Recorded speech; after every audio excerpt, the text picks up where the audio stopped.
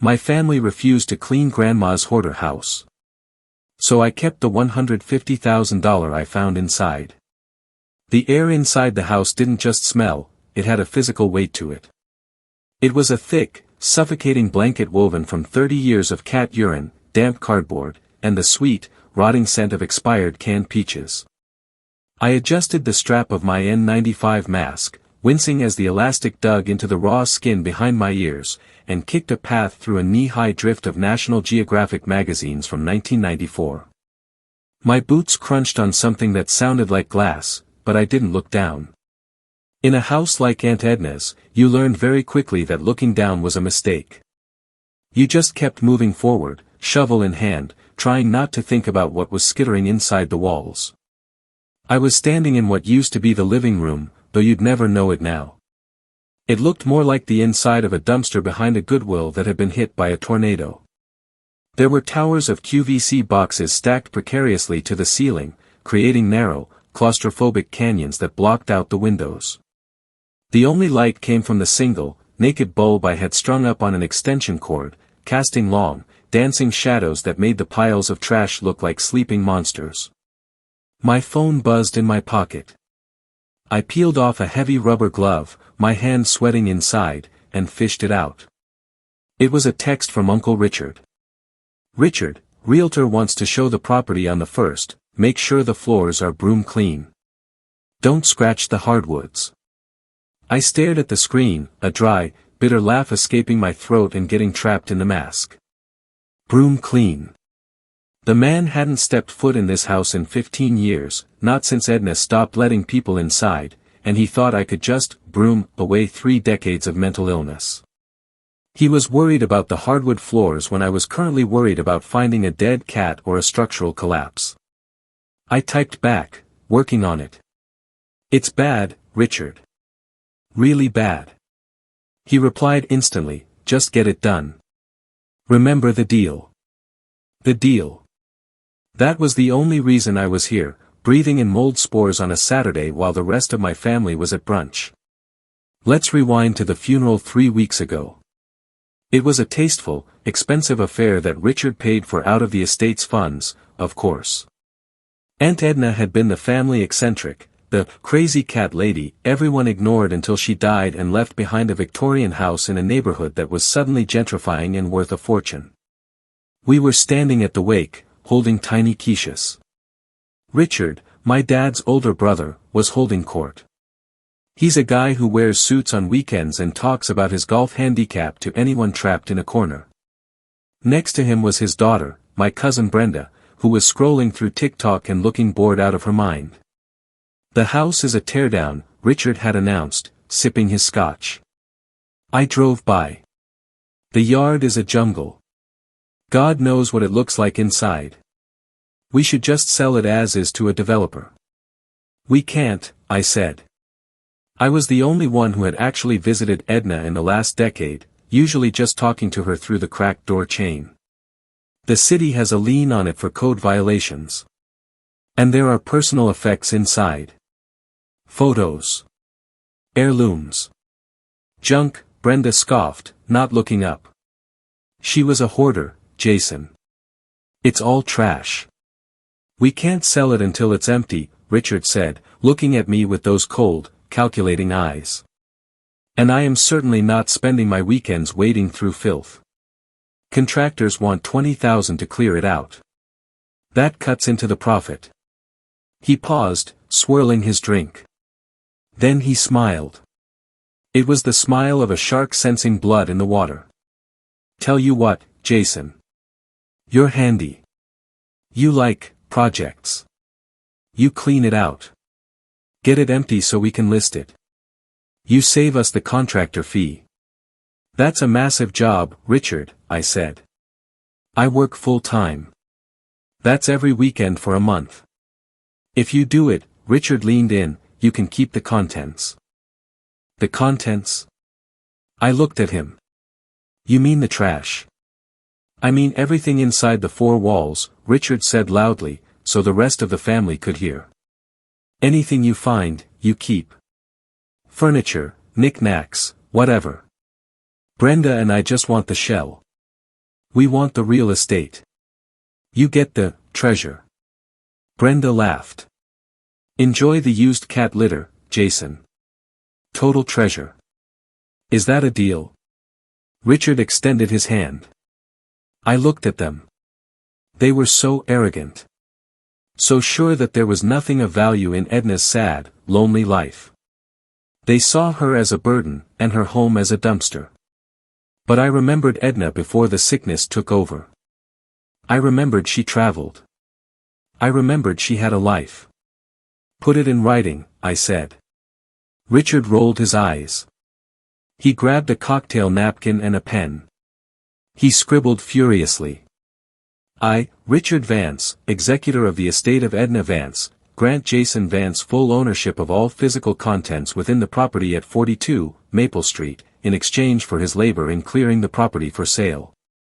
The estate retains ownership of the land and structure only. He signed it with a flourish. Happy, counselor? Now get to work. That was 3 weeks ago. And for 3 weeks, I have been in hell. I've filled 4 30-yard dumpsters. I've shoveled things I can't even describe. My back spasms when I try to sleep. My clothes smell like mildew even after washing them twice. But today is January 24th. The final push. I had cleared the main floor and the second floor. All that was left was the storage room at the back of the house, a sun porch that Edna had converted into a solid block of cardboard boxes. I grabbed my utility knife and walked toward the wall of boxes. This was the oldest strata of the hoard. The boxes at the bottom were disintegrating, turning into brown mulch. I started slicing tape. Box 1, newspapers from 1974. Trash. Box 2, broken ceramic cats. Trash. Box 3, empty margarine tubs washed and stacked. Trash. I worked for 3 hours, sweating through my t-shirt. My rhythm was hypnotic. Slice, check, toss. Slice, check, toss. I reached the bottom layer. These boxes were heavy. They were smaller, wrapped in layers of duct tape that had turned brittle and yellow with age. I pulled one out. It was shockingly heavy. I almost dropped it on my toe. It felt like it was filled with lead weights. What in the world? I muttered, my voice echoing in the empty room. I sliced the tape. Inside were coffee cans. Old, metal Folgers cans with the plastic lids taped shut. There were 6 of them in the box. I picked one up. It didn't rattle like coffee grounds. It clinked. A heavy, metallic, solid sound. I sat down on a pile of collapsed cardboard, the coffee can in my lap. My heart was starting to hammer against my ribs, a thumping rhythm that drowned out the distant sound of traffic outside. I peeled the tape off the lid. It came away with a dry rip. I pried the plastic lid off. There was a layer of old, yellowed cotton balls on top. I pulled them away. Silver. Dull, tarnished, heavy silver. I reached in and pulled out a handful. They were heavy, substantial coins. Morgan silver dollars. I squinted at the dates in the dim light. 1889, 1893. 1902. I poured the can out onto the floor. It was a waterfall of silver. Clink-clash ring. There must have been 50 coins in that one can alone. I grabbed the next can. This one felt different. Heavier. Denser. I opened it. No cotton balls this time. Gold. Small, heavy, yellow coins. Gold eagles. $20 gold pieces. I picked one up, rubbing the grime off the face with my thumb. The Liberty head shone back at me, brilliant and untarnished by the squalor of the house. Edna, I whispered. You sly old fox. I opened the rest of the cans. There were coins wrapped in paper rolls. There were loose Krugerrands. There were silver ingots the size of a deck of cards. I sat there, surrounded by filth, sitting in a pile of precious metal that would make a pirate blush. I pulled out my phone. I needed to know what I was looking at. I googled the spot price of gold. Then I looked up the 1893 Morgan silver dollar. Rare date. Mint condition estimate, $3,000 to $100,000 depending on mint mark. I checked the back of the coin. N.S. San Francisco Mint. My hand started to shake. I mean, really shake. I wasn't holding trash. I was holding a retirement fund. I kept digging. There were 4 more boxes like the first one. By the time I was done, I had 30 cans lined up on the only clean spot of the floor. I did a rough calculation in my head. Conservatively, just based on melt value alone, $150,000. Maybe 200. If the numismatic value, the collector value, was real, this could be $500,000. I sat back, leaning against the wall, and just breathed. The smell of cat pee didn't bother me anymore. It smelled like victory. And then, I made the mistake. The adrenaline was too high. The vindication was too sweet. I wanted to rub it in. I wanted Brenda to see that her used cat litter comment was the stupidest thing she had ever said. I snapped a picture. Just one picture of the open cans, the gold and silver spilling out, with the caption, "Cleaned out the back room." Guess Aunt Edna wasn't just hoarding newspapers. #treasure hunt #sweat equity. I posted it to my private Instagram story. I figured only my friends would see it. I forgot that Brenda follows me, even though she never likes my posts.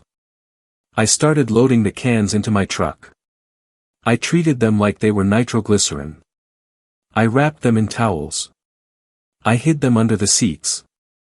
I was just locking the front door of the house when my phone rang. It was Richard. "Jason," he shouted.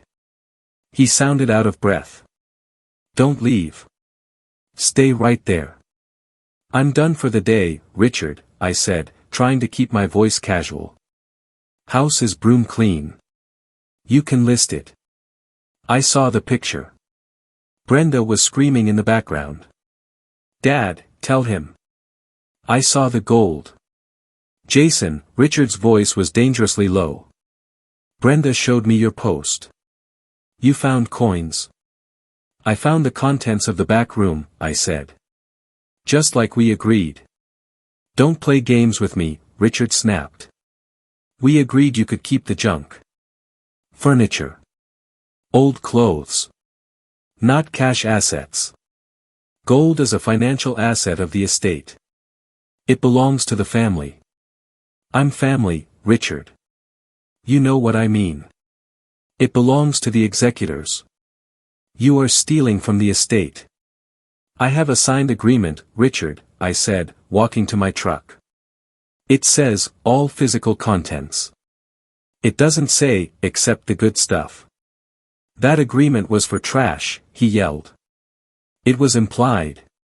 No judge is going to uphold a napkin contract when there's 6 figures of gold involved. You are to leave those cans in the house, lock the door, and drive away. If you take them, I will have you arrested for grand larceny." "I'm already in the truck, Richard." "Jason. Jason." I hung up. I threw the phone on the passenger seat. My heart was pounding again, but this time it was fear. Richard was litigious. He had money. He could bury me in court costs before I ever sold a single coin. I started the truck. I didn't go home. I went straight to my apartment, grabbed my laptop and the napkin, which I had kept in a fireproof lockbox since the day he signed it, and drove to the one person I knew could help. My college roommate, Mike. Mike is a contract lawyer. A shark in training. I burst into his apartment at 6 p.m. I dumped a coffee can on his coffee table. "Holy shit," Mike said, picking up a gold coin. "Is this real?" It's real, I said. And my uncle is threatening to have me arrested. Look at this. I handed him the napkin. Mike read it. He read it again. He turned it over. He held it up to the light. Then, he started laughing. What? I asked. Is it bad?